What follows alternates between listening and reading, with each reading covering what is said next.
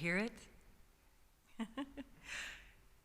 Know this, for those that are joining us live, we had the bells at the top of our sanctuary chiming just like they might on midnight on Christmas Eve or after an Easter service. So many of these high and holy days we mark with a sense of celebration, a sense of change, a sense of newness.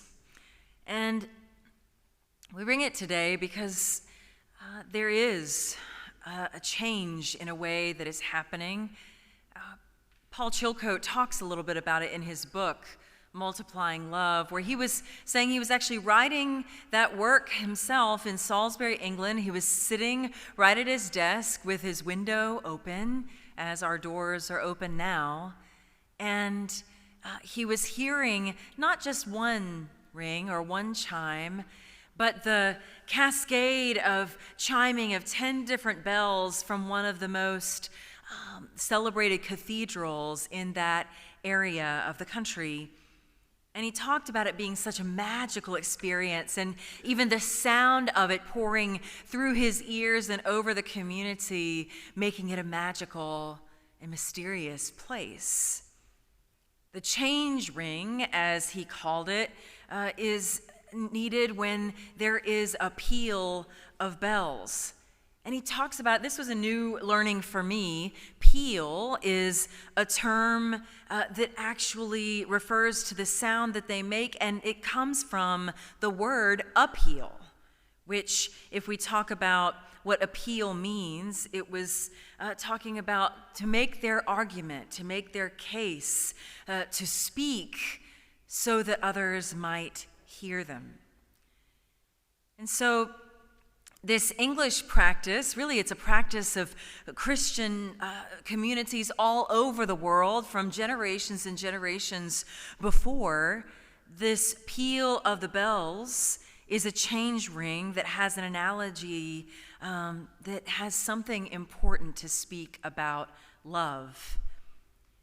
In the sense where this peal of bells is done not just by one person, but a band of bell ringers, and it's rung in sequence. And if you didn't know, these bells, if you have 10, just like Paul was talking about, these ringing of the 10 different bells don't just have a few different possibilities of what they might sound like. It doesn't just come out with a couple of songs or tunes that you might hear.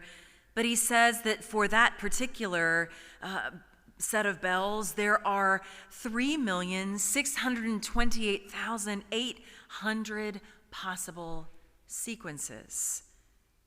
Now, why is this important? You might ring all of these different possibilities to create beauty for people and to elevate the spirit, but you might also ring them to remind ourselves that love, as Christ has loved us, has all of the possibilities in the world of how that love might come or how that love might show up. That love, in fact, to the everyday human being is endless as far as how we might experience it and also how we might share it. He says you can't exhaust love because change ringing never repeats exactly in that same pattern. One bell ringer told him, it's like discovering love again for the first time every time we hear them. So, when we think about serving in this present age as the family of God, as siblings in God's family, as men and women, children who call on the name of God as our own, as we are God's beloved, it is obvious that love, though we know something of what it means and how it shows up and how we might have even shared it in however small or large a way in the past, we also know that love doesn't always show up in every Christian community in the same way. And sometimes it isn't quite apparent at all. There is a sense of Christian hypocrisy that is very much alive in this day. You and I can point to it, whether it be some talking heads on TV or the ways that Christian communities show up in the political sphere, or maybe an experience that you've had locally in your life. But there is a sense, putting it bluntly, that Christians aren't always loving, that we fall short of the call that God has given us. And it is both a gift and a bedevilment that this is not a new kind of problem. It's not like people were all faithful and all good before. No, this has been a dynamic that has been centuries in the making, of every person of faith kind of experiencing this in various kinds of ways. And in his own time, John Wesley aimed to avoid this kind of problem just like we do today. He didn't want anything to stand in the way of people experiencing God's love for them, or Christians themselves being the very obstacle that we try to eliminate. In 1753, he published a little tract called A Plain Account of Genuine Christianity. And he wanted to share this vision. There's so many ways that you can talk about it, but he distilled it down in such a way that is profound, and I want us to hear it again. We read it the first week that we were together in the new year, just a little snippet of it, and I wanted you to hear it in the larger context. He said, remembering that God is love, genuine Christians are conformed to that very same likeness, just like we sang just earlier in our service, more like you.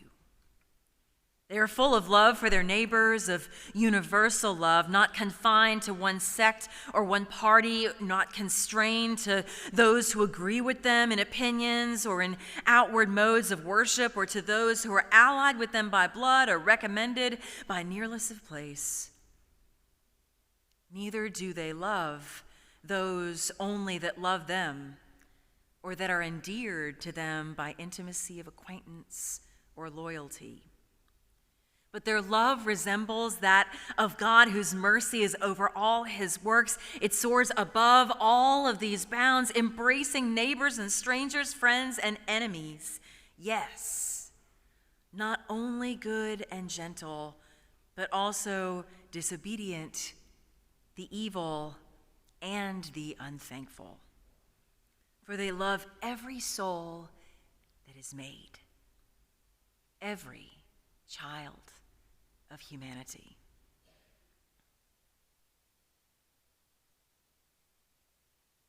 John Wesley devoted his entire life to this sentiment, this commitment, this rooted call to the recovery of this very posture of life in all of our hearts, no matter how inconvenient or difficult it might be.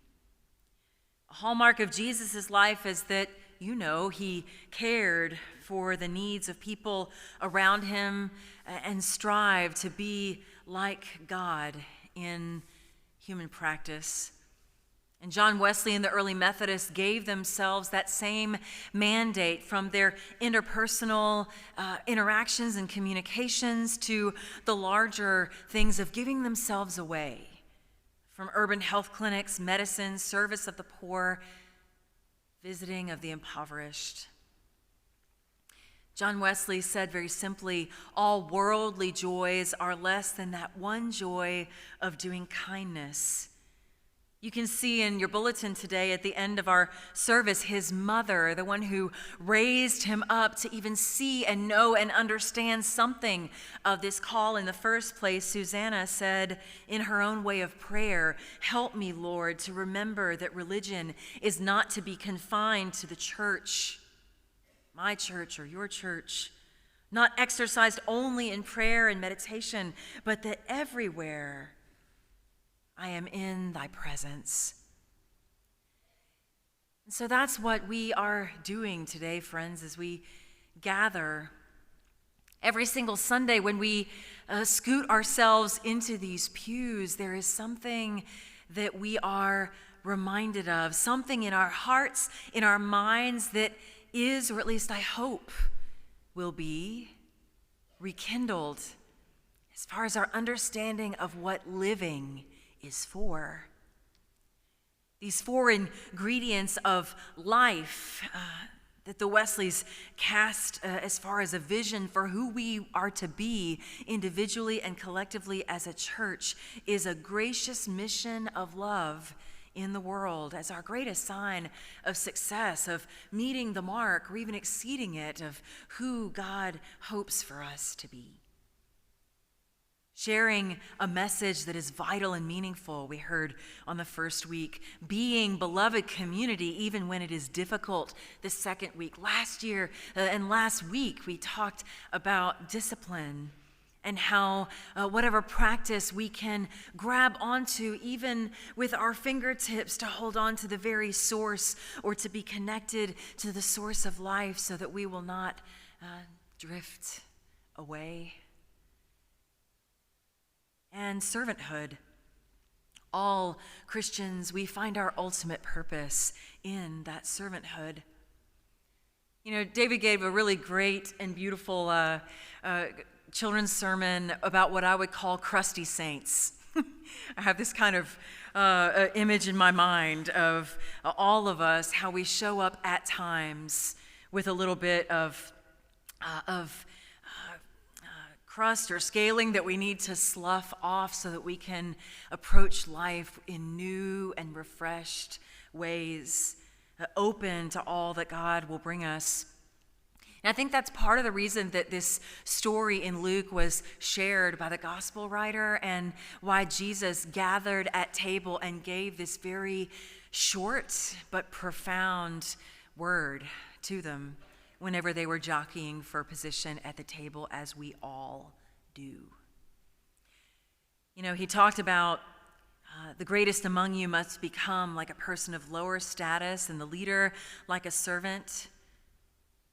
And I think this message asks the question for us, what might we be experiencing today at the table, and which level of crustiness, for lack of a better word, or what kind of attitude or posture might we bring to gathering in these seats and among this chancel area and at this pulpit today, because I'm included in it too.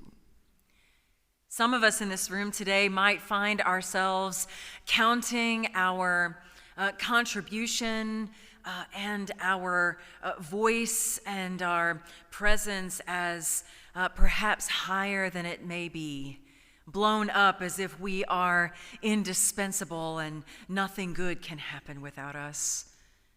Some of us may find ourselves shrinking back from whatever call God, in however small and whispered or loud and shouting ways, has been given to you and to me. Maybe we find ourselves conveniently making our lives and our capacity and our gifting smaller than what God sees. And we know it because with that call, it requires risk, and we find ourselves afraid to step to the task. Both in their own ways find ourselves at seats at the table that perhaps we shouldn't be inhabiting. And we may need to do a little shuffling, not only of the spaces we inhabit, but the ways our hearts are open or blown or closed or attentive exactly to what God intends. I know for me, I'm constantly asking myself whether I need to be sized or spaced in a different way, and I hope that today you and I can trust each other to speak that truth and to also love each other into the place of servanthood exactly where we need to be for this moment in our lives. Which one is greater, the one who is seated at the table or the one who serves at the table, the one who is trying to get to the table or the one who's trying to run away from that table? God is among us as one who serves, calling us, bidding us, pleading with us to come and to take our rightful place. These leaders we saw today, and each of you in your own way of serving, we are preparing to lead in this year of 2024 with a witness that is strong and focused in our direction to show the way of love to our community and to places beyond. To continue the powerful work began by just a few faithful folk only 83 years ago. The ministry we are living today is both time-bound and timeless. It is this for this minute, this moment, this age, and yet it is in the flow of so many others who have come before and will come after. That can both be good and humbling news, that our contribution is both vital and meaningful for today, and it is also quite small in the grand scheme of the story and the arc of hope that God is continuing to draw and to build from all of us. It takes people to share a message of beauty and goodness. It takes a community to create this sound that we are making. It takes discipline to play a central role in even making the ringing of the music possible. And the ringers, we are servants dedicated to something larger than ourselves. The bells peal out, as it were. And because this change ringing never repeats exactly the same pattern in the same time and the same place, it is like discovering love again, together, for the very first time. How will you become a sign of God's change ringing in this world today, beloved? How will you be the ones that help that sign and signal ring in the distance for all to hear, helping people pay greater and even deeper attention to what is happening right in this moment? May we open our ears and remain ready for all that God will do. In the name of Jesus Christ, who was and is to come. Amen.